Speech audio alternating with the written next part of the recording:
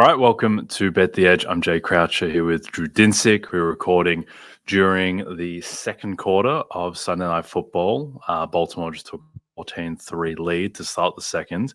Tonight we're going to talk about the Sunday slate and takeaways off of that, openers for Week 5, and then any thoughts on Monday Night Football. But let's start off, Drew, with the Sunday slate. What was your single biggest takeaway out of the slate today in terms of what matters the most going forward? Points are back. Scoring is back. Passing yards are back. At long last, it feels like we're kind of coming out of the extended preseason sort of phase of the regular season, and there were some competitive games. There was a lot of scoring outside of the Broncos-Jets game. And just in general, it was an entertaining day of football. I thought the quality was high. There's still some officiating that is a little bit consternating to me personally, but we'll address that on another day. I think the game of the morning was Saints-Falcons. That was as high leverage as it gets, and that outcome was entirely, it was wild. I can't believe the Falcons won that game, Jay.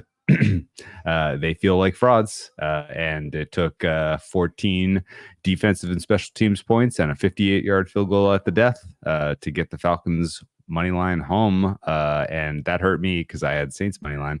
Otherwise, I thought we had pretty fair results. The teams that should have won. I would maybe circle the Jets as far as your failures of the morning in terms of their offensive scheme and the way they approached that game. And I would just in general kind of, look at a number of teams that have, young quarterbacks who finally kind of hit their stride, most notably the Commanders, as exciting teams to follow as we move forward. That makes sense. With the Jets, how would you adjust how you rate them off of today, given that they were in the market as consensus was kind of treating them as 2 points better than your average team? How would you rate them now? Yeah, so this is super, super hard because most of the failures of the Jets today, I want to hang around the neck of Nathaniel Hackett, who I've never really especially liked, and who, with the chance to exercise a little bit of revenge against his former Broncos team, fell flat on his face. The scheme that the Jets rolled out there today was predictable. It was unimpressive, and it did not take advantage of the fact that they were going up against a team that was missing their most important linebacker in Alex Singleton. And while, yes, you need to acknowledge and upgrade, or at least I need to acknowledge and upgrade the Denver Broncos defense to a degree, the Jets' offensive performance was an absolute atrocity. And if that's the way that they are going to be coordinated for the rest of the season, and Hackett has not learned how to take a step forward as a visionary in terms of offense, then this Jets team is not winning a road playoff game. And considering that they're going to have to go through Buffalo to get a home playoff game, this spells like, this smells like trouble. I know that there were some moments in the game where there was a little bit of concern about Aaron Rodgers picking up an injury, particularly to his, surgically repaired leg. That has me concerned, but even more so the fact that they could not get the ground game going against a team that was missing their best linebacker, I think is a monumental red flag. So Jets right now need to be graded as a league average team. And if you want to keep their defense in sort of the top 10 rating, I won't disagree with you, but this offense has some serious problems. Yep. Staying in the New York area and the NFC East, at least, two upsets, minor upsets within that division today, with Philadelphia losing as 1.5 point favorites to Tampa, and the Commanders, who will be the talk of Monday, no doubt, blowing out the Cardinals as 3.5 point dogs. Which result there do you think is more instructive going forward? Are you turning up the optimism on the Commanders more than you're turning up the pessimism on the Eagles? You just chalk that up to the Eagles just being down Lane Johnson, Devontae Smith, and AJ Brown? Yes, 100%. The Eagles at full strength are not going to be that team. And like, I guess like the biggest kind of head scratcher for me about the Eagles game, Jay, is once the market had sort of synthesized the fact that the 3 of the 4 most important Eagles weren't going to be playing. Like, I don't understand why they closed favorites. Like, the Buccaneers are a fine team and they matched up well. And honestly, like that was a very head scratching, market really. Cause like, we talked about it on our Friday show. My best bet of the week was the Bucks, and it was speculative that Lane Johnson, AJ Brown, and Devontae Smith were not going to play. And once that was, crystallized, I don't understand why there was not more Tampa Bay money that showed at the close. The Eagles are reliant on their outstanding skill position players and their amazing offensive line. And if those 2 things are not present, Jalen Hurts is not good enough to elevate the team otherwise. And I think that proof is now pretty clearly, it's pretty clearly satisfied. And I would expect that when the Eagles are fully healthy, they're still going to be a problem. So I would not adjust my ratings on the Eagles. I would just acknowledge the availability of key players. The Commanders have to be upgraded. That offense is sick. Now, they went against the 31st or 32nd best defense in the NFL. They might have the worst defense, but the second worst defense is probably Arizona. And so, again, like, I don't want to be too reactionary. Like, Jalen Daniels, congratulations. You hung a huge total on Cincinnati and Arizona. These are bad defenses. Like, if you have a bad defense, Washington on your schedule is going to be a problem. They're going to score 30 points on you. You better be able to answer fire with fire. The fact that the Cardinals had no ability to go fire with fire was surprising. The fact that they only got 14 points was it has to be a huge disappointment for that locker room. And in general, I think the Cardinals offense maybe not as good as we were hoping they could ultimately be. But Washington Commanders now with realistic expectations to threaten in the NFC East, I think is real. Considering the injuries with the Cowboys, considering the Cowboys and the Eagles having much tougher schedules, the Commies might steal this thing. Yeah, I don't know if you've seen, but our man Dan Quinn is now plus 500 to win Coach of the Year. He's the joint second favorite. So. Yeah, I agree. I was talking to someone before about how to price that market at the moment, and I think the market has actually done it really well, where I think that Kevin O'Connell should be the favorite, and then Dan Quinn and Mike McDonald are right there just behind him in tier 1, and then there's a pretty big drop-off after that, and that's reflected in the odds. So well done, market. Good job by you. All right, it's an inter-conference showdown Sunday night in Week 5. Catch Dak Prescott and the Cowboys take on TJ Watt and the vaunted Steelers defense in Pittsburgh. Coverage kicks off at 7 p.m. Eastern on NBC and Peacock. All right, Week 5 openers. Which opener leapt off the page most to you? Ooh, so the team that I want to key on the most is the Saints. The Saints were pretty, I thought they were pretty good today, and they realistically should have won. This is actually, I think, a very good team. They sit at 2-2. They have not distinguished themselves in the NFC South, but that said, they look like a very, very, very kind of under the radar good team to me. And the fact that they're taking on the Chiefs and they're getting almost a touchdown is intriguing because the Chiefs they have some problems, man. This Chiefs team does not look like the fully functioning, perfectly oiled machine that we remember from years past. And I don't think it was as much the opponent today against the Chargers, as much as the Chiefs just still having some serious issues to figure out. And so I'm inclined to get involved with the Chiefs here with the big plus money. Now, I mean, excuse me, the Saints had a big plus money. Now, I don't know if I'm ultimately going to take the money line here or just take the points and cross my fingers. But yeah, this Saints team, I think, is flying a little bit under the radar. And today's result was not indicative of how much better they were than the Falcons. Yeah, I don't know how they lost that game, though. To be fair, they kind of brought it upon themselves with that ridiculous Paulson Adebo DPI towards the end, where there was no prayer whatsoever that wasn't getting called. At that point, just let the guy catch it, because it's always going to get called.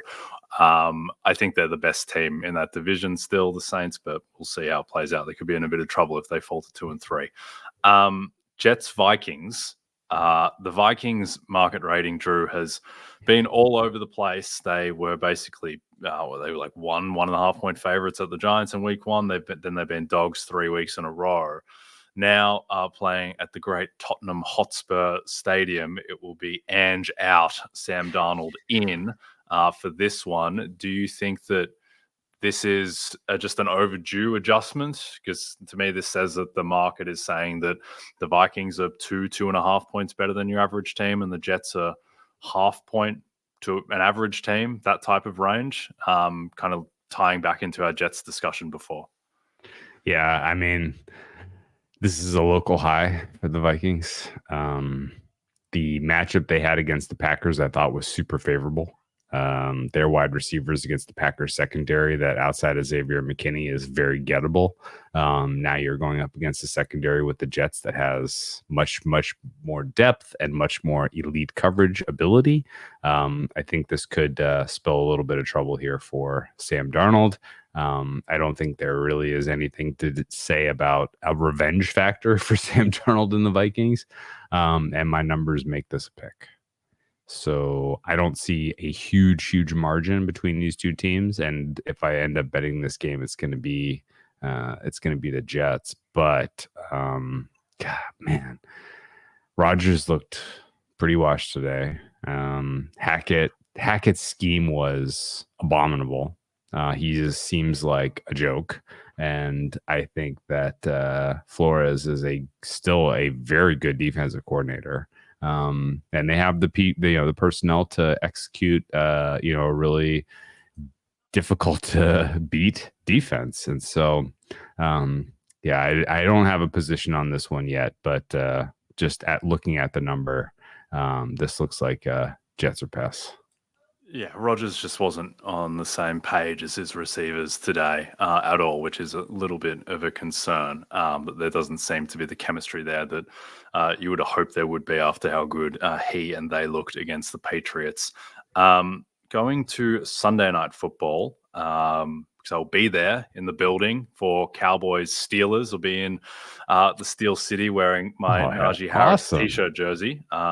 Be doing fancy football pregame there Sunday, and then going to try snaffle a little credential to get on the field for the Steelers game that night. The Steelers are 2-point favorites against the Cowboys, so market's saying these teams are about the same on neutral. Micah Parsons probably not going to play, be my expectation, with a high ankle sprain 10 days later. What did you make of the Steelers' performance against the Colts? Does that adjust your opinion at all on Pittsburgh? Not at all. In fact, I think they probably should be healthily upgraded from where we were preseason. The Steelers are going to win this game. I think they're going to win by margin, and I don't mind laying 2 at all. I think that the Steelers' defense was overrated. We talked about this.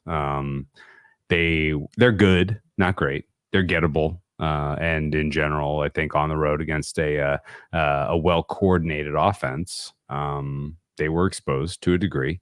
Steichen did this to them last year. He did it to him again. And I think in general, if you are going up against an elite offensive coordinator, the Steelers are going to concede points. Just know that.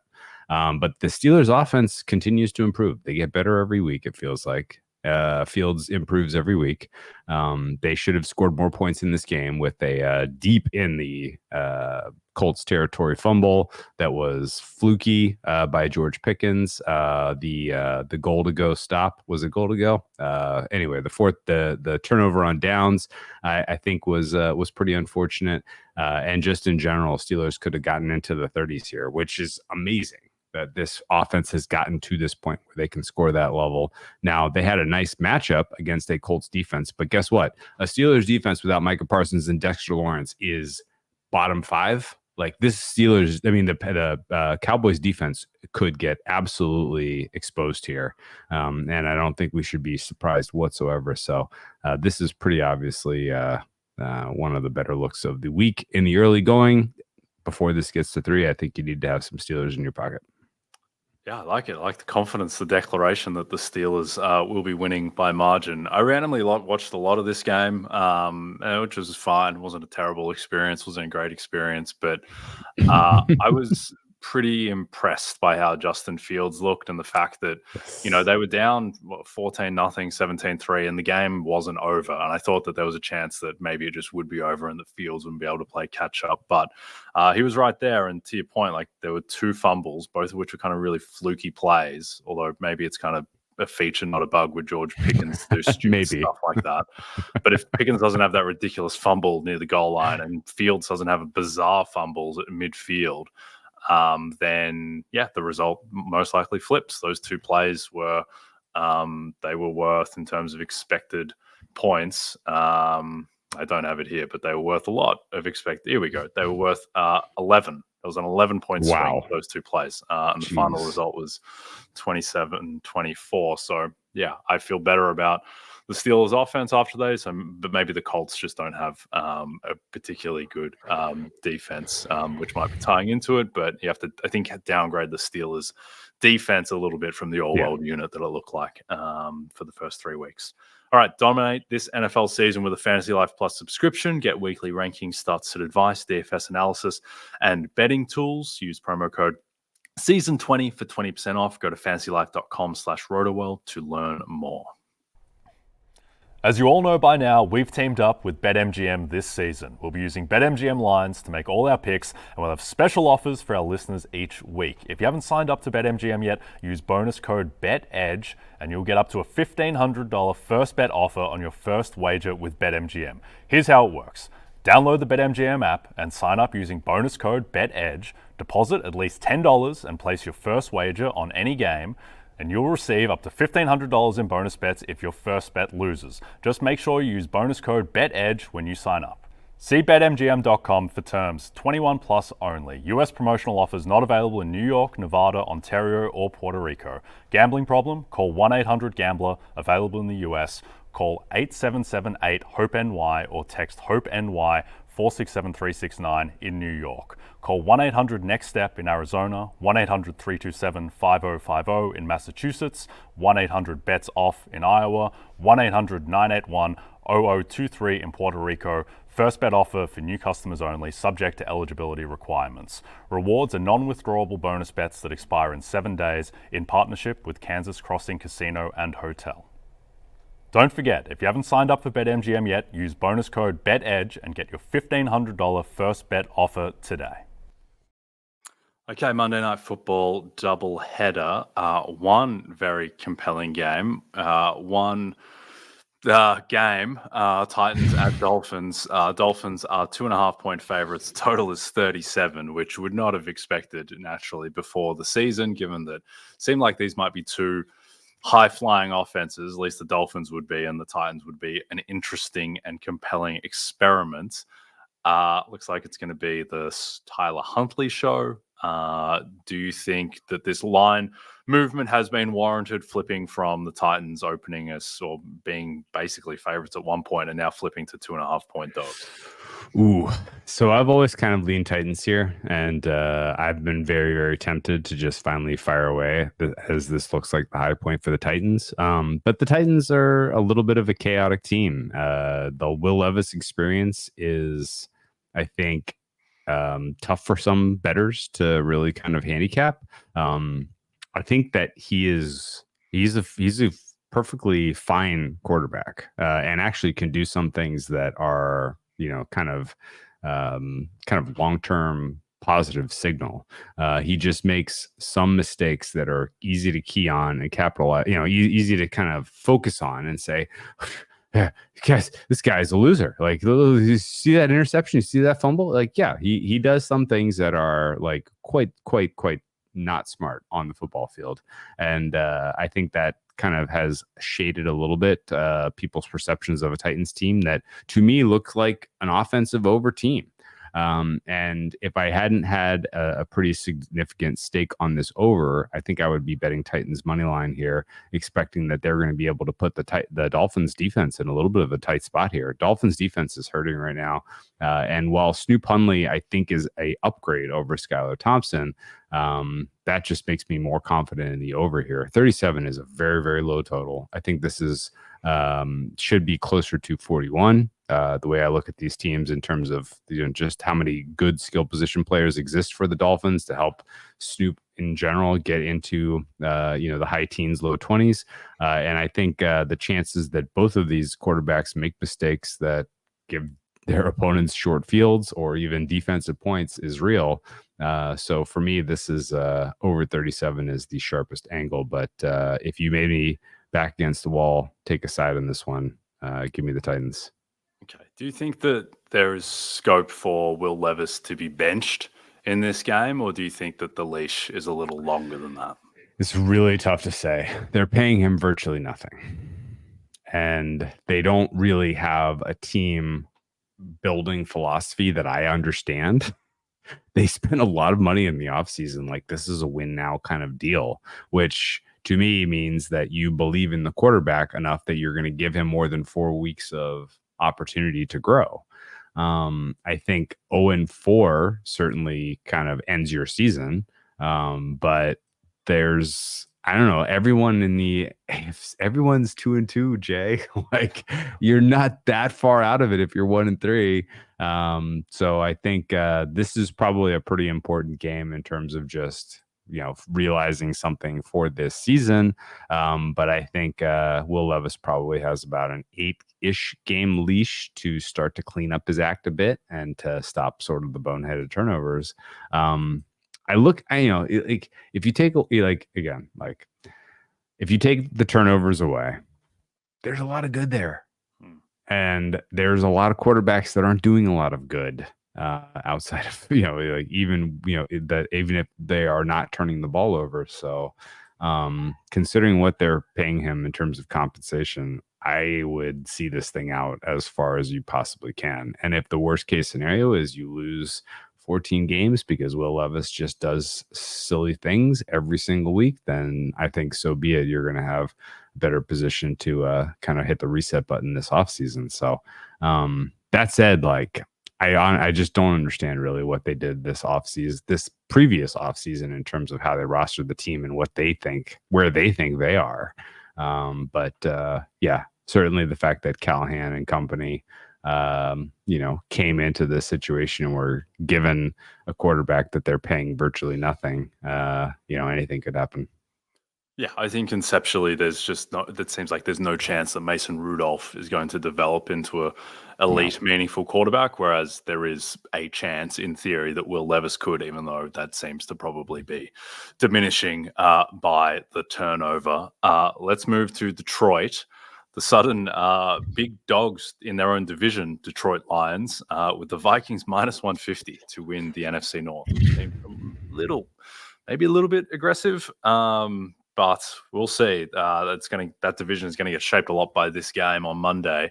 Lions 4-point favorites home to the Seahawks. The total is 46.5. I think the Lions are somewhat of a pretty known commodity at this point, just given the continuity from last season. Looks like their defense is a little bit better. Their offense is a little bit worse. That might even out over time. But I think the Seahawks are the much greater enigma, a pretty divisive team, I think. Where do you fall right now on the Seahawks divide?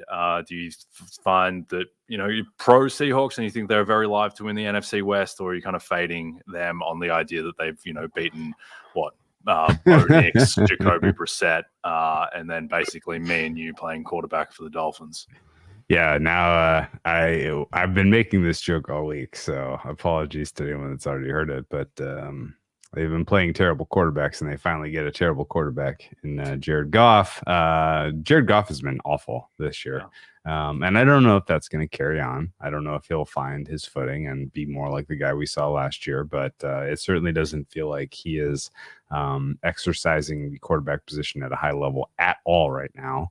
And that's going to be a little bit of a problem against a secondary that has some mystery, has some misdirection, and has some talent.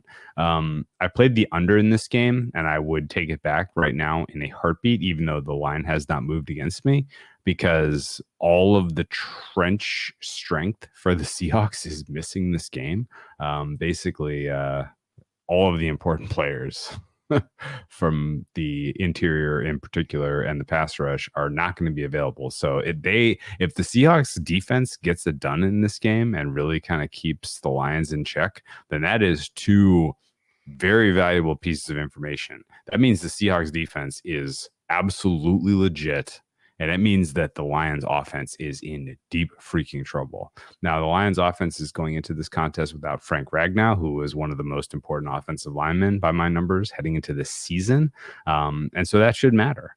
I think ultimately I have fraud alert sirens ringing in the back of my head about both the teams that I felt the strongest about heading into the season, the Texans and the Seahawks.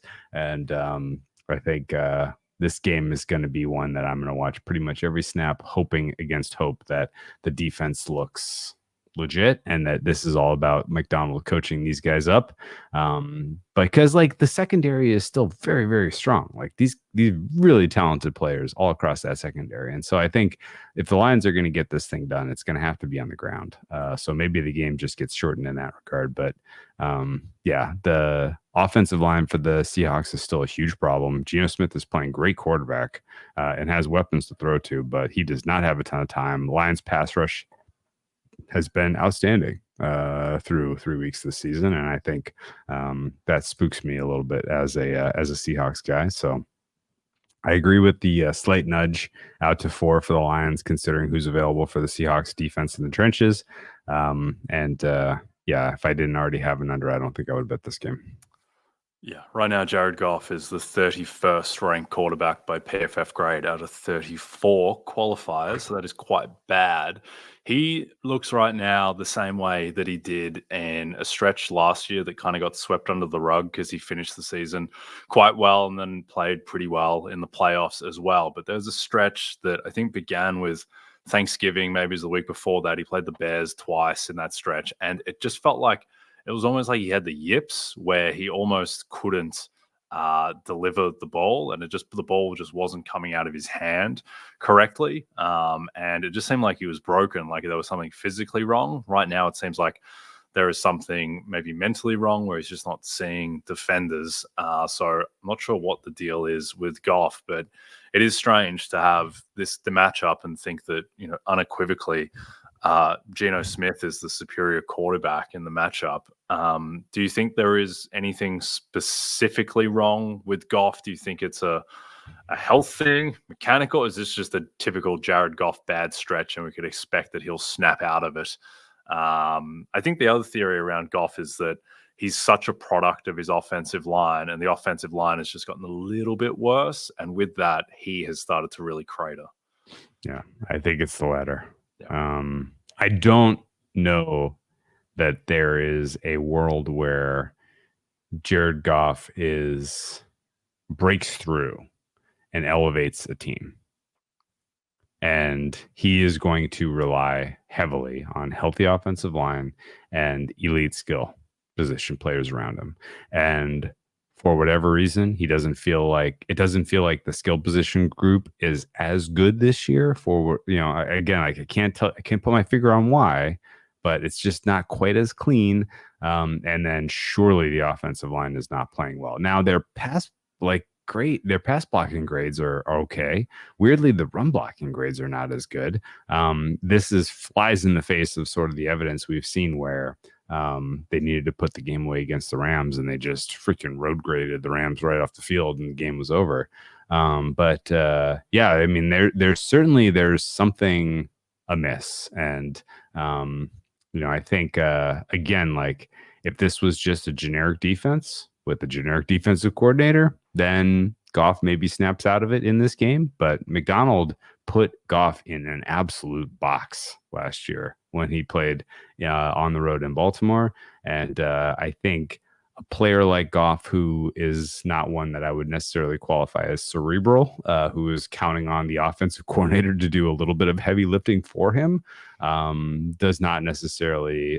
There's a little bit of oil and water against a defense that is giving you a lot of misdirection and a lot of confusion and really confounding you, which is what McDonald tries to do. So I'm dying to see this game play out just for the kind of. It's going to be a bellwether for me for both the Lions offense and the Seahawks defense. Yep.